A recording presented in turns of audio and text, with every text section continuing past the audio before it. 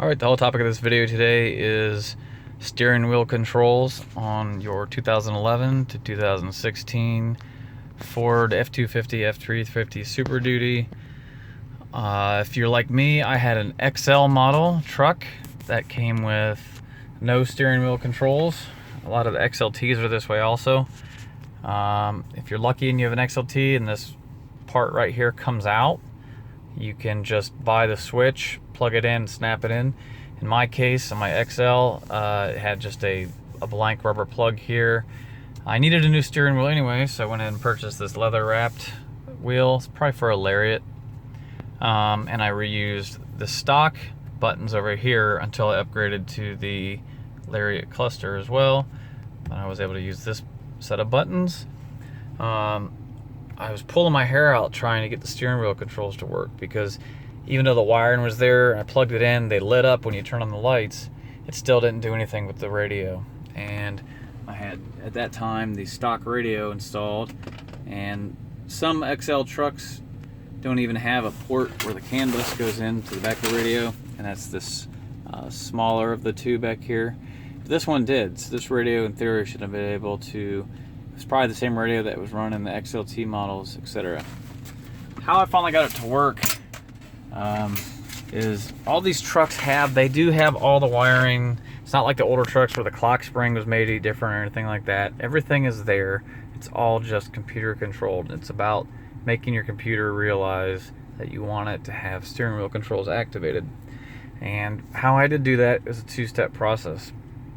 I used the program ForeScan, and I had to go in and flash my steering column control module, which is a little module that rests under here, and it controls stuff like whether you have cruise control, you know, your wiper delay, stuff like that, your turn signal flashes, stuff like that. So then I also had to, basically what happens is when you press the button on here, in the old days it used to just run directly to the radio. The wire is just wired this way, and there's a set of resistors, and when you push the buttons it made a different resistance value, and the radio interpreted that. There was nothing wrong with the way that worked, but with, you know, the modernization of automobiles and how everything is run over the computer control system, it got transitioned away from that in 2011 on the Super Duties. And what they started doing is, when you press this button, it still sends a different resistance value, but it only goes a few inches into the steering column control module. That then interprets that signal and sends it over the medium speed CAN network to the body control module, which is located down in the corner of the truck over here. It's then up to the body control module to interpret that signal and then route it up to the radio to tell the radio to change a channel or turn the volume up or down. Well, so in my case, I was dealing with a radio that didn't have steering wheel controls activated, a body control module that wasn't turned on correctly, and a steering column control module.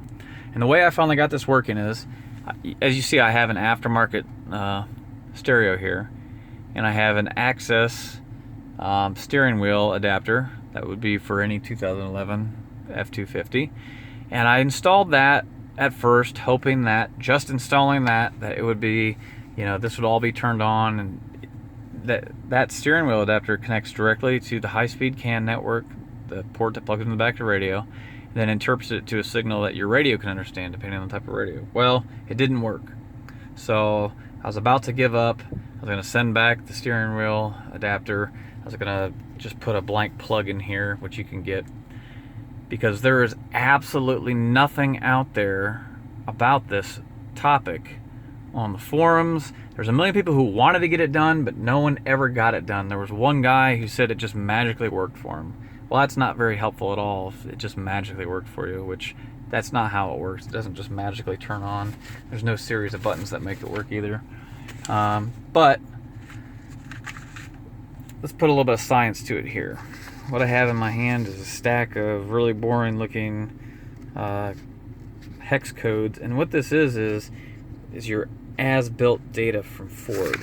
So what I did was I scoured the internet looking for a truck that was for sale that had all the same options as mine, except I was looking for in the pictures one that had steering wheel controls that worked, because after all, that's what I need. I need a truck that has steering wheel controls.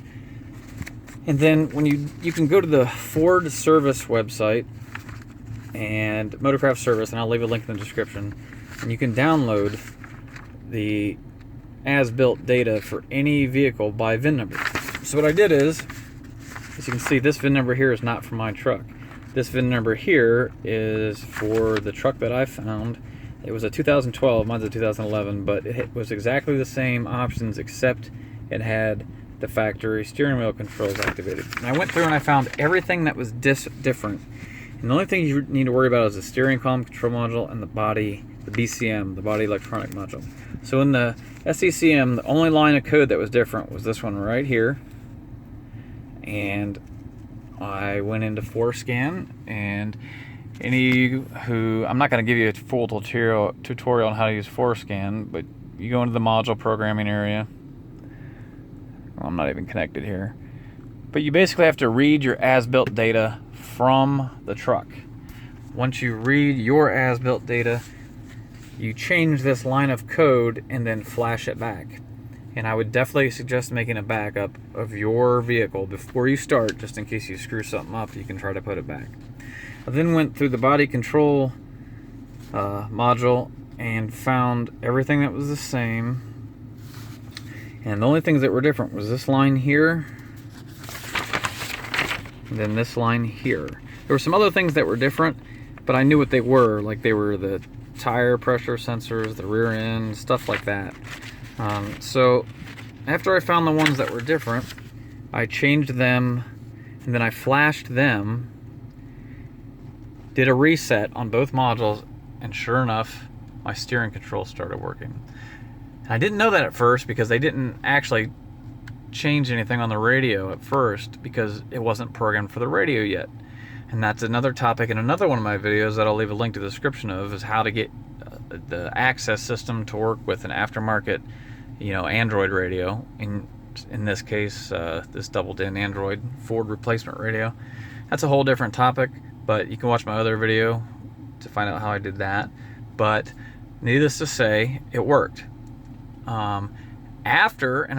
To make things interesting, after I got it working, I went ahead and went back into Forescan, and I flashed my body control module back to its original configuration, just to see what would happen. I thought for sure they'd stop working, right? Well, guess what? They kept working. So I have no idea why that is. I did not change the steering column control module back, because I know that needs to be changed. But sure enough, everything still works. I can change channels. I can turn the volume up and down. In fact, I don't have sync, but even these buttons actually work. Now, the voice button and the phone button do the same thing when you press them. If I press the media button, I have it programmed to change. As you can see, it's changing, it went through all the FMs, now it's on music player. I can just scroll through the different sources, basically. If I press the voice button,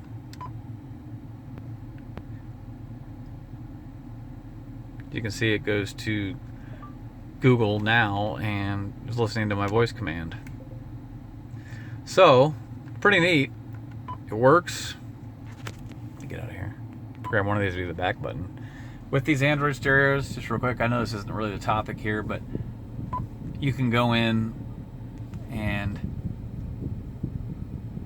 let's go here to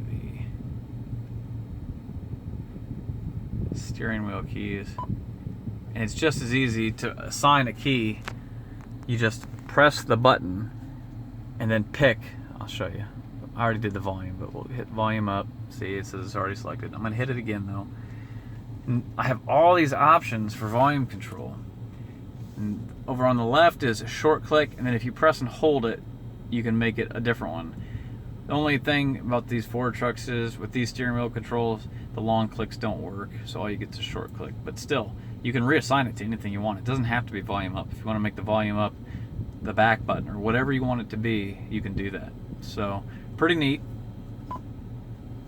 got it working. I was pulling my hair out for days over this, trying to get it figured out, because like I said, there's really no help.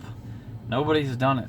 At least nobody's done it and published the results of it that I can find. So hopefully this video really helps you out. If it did, please like, please subscribe, leave me a comment if I can give you some assistance, or just tell me that you liked the video, and I'll see you next time. Thank you.